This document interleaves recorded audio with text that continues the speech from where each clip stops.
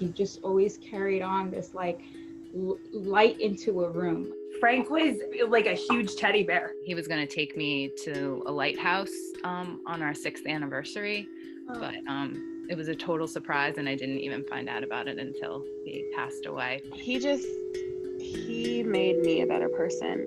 Whitney, Pamela, Kristina, and Diana have never met, but they have had to welcome each other to a club none want to be a part of.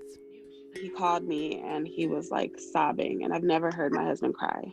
And he just said he's so scared. Their husbands, all young, only in their 30s or 40s, are all now dead. I just remember going, I just got a call 2 days ago. Oh, he was doing better. Like, Right. what? It all happened so fast. These are the women COVID has left behind, the widows left to pick up the pieces after the pandemic shattered their world. They are also all mothers, strong for their children and kept strong by them. He just loved being a dad. That was the biggest joy of his life. Row your boat gently down the stream. I just wonder where you find that strength, Pamela. So because I know that Martin would want me to be happy and live my life, I kind of think about that every day with the kids. They're running in the huge yard that our house has, and that was what he envisioned when we bought this house. He was such an involved dad. He did everything from take her to the zoo to take her to the little gym. I never had to ask him to help me with anything. He thought the floors weren't clean, he would just sweep them. He sounds amazing. Diana's husband Juan was taken to the hospital in the middle of the night. He never came home. For their 5-year-old daughter Mia, it changed everything. She tells me, I'm afraid something's going to happen to you. I'm afraid you're going to die. And so she just can't go to sleep. I just remember calling her in the room, and I was crying, and she was just like, "What's wrong? Is Daddy okay?" I was just like, Daddy passed away. He's not going to come home. But she's so much like her dad, so logical. Like, well, Daddy's not here, but I don't think he wants us to be sad all the time. And I'm like, yeah, that's true. How are you teaching me about grief? Kristina Scorpo's husband Frank died on Easter Sunday. Their baby boy was just 6 months old. His older brother Francesco, not even 5. When Kristina read that Pamela Addison had lost her husband Martin to COVID, she put pen to paper and wrote to a woman she'd never met about a grief she knew all too well. She knows exactly how I feel, and I know exactly how she feels. I felt so alone after Martin died. So I thought I was the only young widow, and you really weren't hearing the stories about the young people dying. When I opened up her card, I think one of the first things she said is like, "You're not alone." And at that moment, the weight of feeling alone was like lifted, because now there was someone else who understood. Because of that letter, Pamela started the Facebook group Young Widows and Widowers of COVID-19.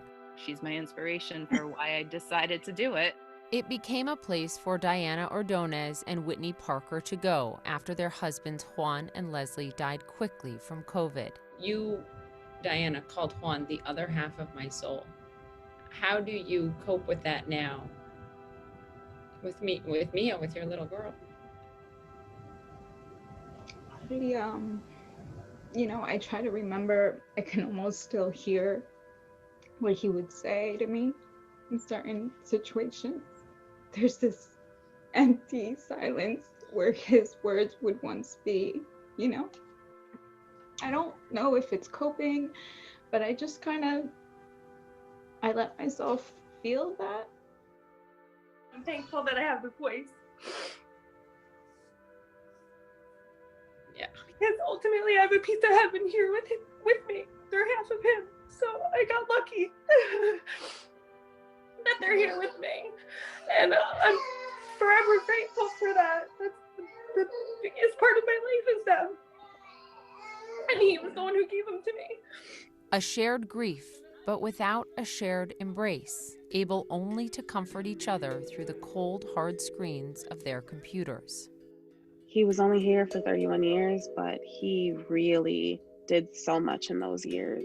As the months pass and the world keeps moving on, these 4 women are left with their acute pain accentuated by their isolation.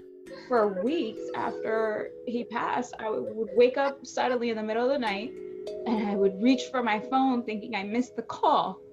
I missed the call from the hospital. And then you realize, no, he already passed and you have to like tell yourself the story again. But alongside their profound grief is their deep belief that each of their husbands is looking down on them. Is there anything you want to say to them? Everything I do every day is to honor him. I'm so glad to have spent the last 11 years of my life with him. Every time I hear Santino say Dad, it's like Frank sitting on the couch having a cup of coffee. Thank you for Elsie and Graham. They're my sunshine. Their healing is only beginning, but at least they now know they are not alone, separated by a pandemic, but connected by their collective grief. They persevere. Poppy Harlow, CNN, New York.